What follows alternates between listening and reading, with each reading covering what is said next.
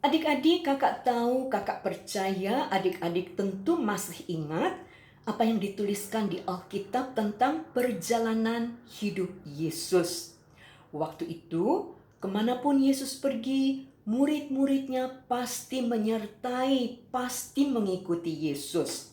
Misalnya Yesus pergi ke tempat yang sunyi untuk berdoa di tempat yang sunyi tersebut, murid-muridnya pasti ikut ke sana.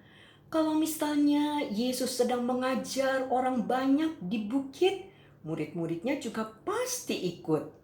Kalau misalnya Yesus sedang mengunjungi orang yang menderita sakit untuk menyembuhkan orang tersebut, murid-muridnya juga pasti ikut. Nah, adik-adik, apa yang terjadi sesudah Yesus naik ke surga untuk menyediakan tempat bagi murid-muridnya? Jika Yesus pergi ke surga, maka murid-muridnya juga akan pergi ke surga.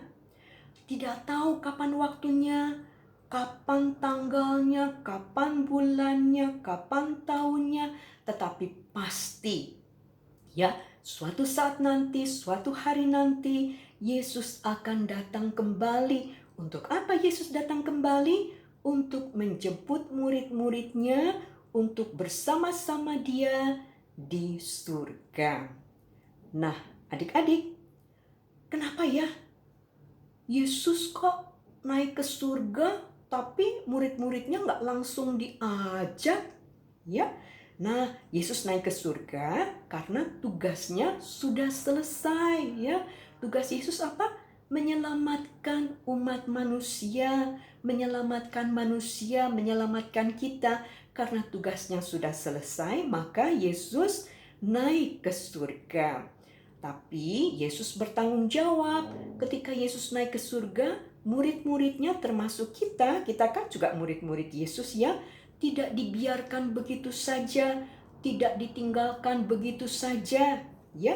Nanti adik-adik bisa baca di dalam Yohanes 14 ayat 18. Di situ dituliskan bahwa Yesus berjanji akan memberikan seorang penolong yang lain. Jadi sebelum Yesus naik ke surga, waktu itu Yesus berbicara dulu kepada murid-muridnya seperti yang ditulis di Yohanes 14 ayat 18 bahwa Yesus berjanji akan memberikan seorang penolong yang lain. Nah, siapa penolong yang lain yang dimaksud ini ya? Nanti bisa dibaca di Yohanes 14 ayat 16 sampai 17. Yang dimaksud dengan penolong yang lain adalah Roh Kudus. Roh Kudus. Ya, adik-adik, pada waktu Yesus masih hidup di dunia, Yesus bisa bicara langsung kepada murid-muridnya. Yesus bisa bicara langsung untuk mengajarkan kepada murid-muridnya apa yang harus dilakukan, bagaimana hidup dengan baik, bagaimana hidup dengan benar. Yesus dapat menegur secara langsung kalau misalnya murid-muridnya melakukan kesalahan. Nah, sekarang ketika Yesus sudah naik ke surga, Yesus sudah mengirimkan seorang penolong yang lain, yaitu Roh Kudus. Maka Roh Kuduslah yang akan menyampaikan apa yang harus dilakukan oleh murid-murid Yesus ya. Roh Kudus yang akan mengingatkan semua yang Yesus katakan kepada murid-muridnya. Roh Kudus akan mengingatkan kita juga karena kita juga kan termasuk murid-murid Yesus ya. Roh Kudus akan menolong kita supaya kita tahu apa yang harus kita lakukan dengan jalan membaca dan mendengar firman Tuhan. Kalau kita mau melakukan kesalahan atau sudah melakukan kesalahan, Roh Kudus yang ada di dalam diri kita akan menegur kita. Nah, adik-adik tidak mudah ya untuk menjadi murid-murid Yesus. Tapi kita tidak usah khawatir, kita tidak usah takut karena di dalam diri kita ada Roh Kudus yang selalu siap menolong kita.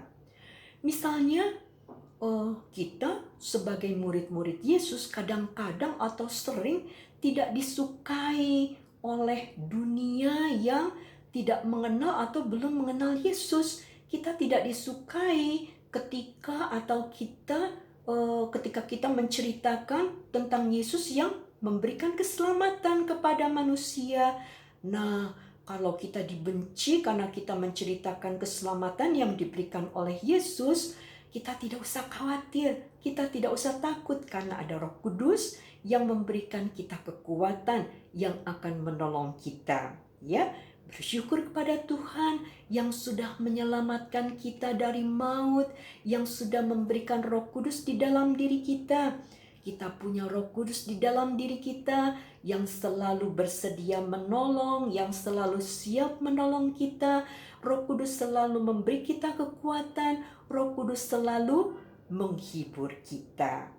Sekian dulu cerita untuk hari ini, cerita firman Tuhan untuk hari ini.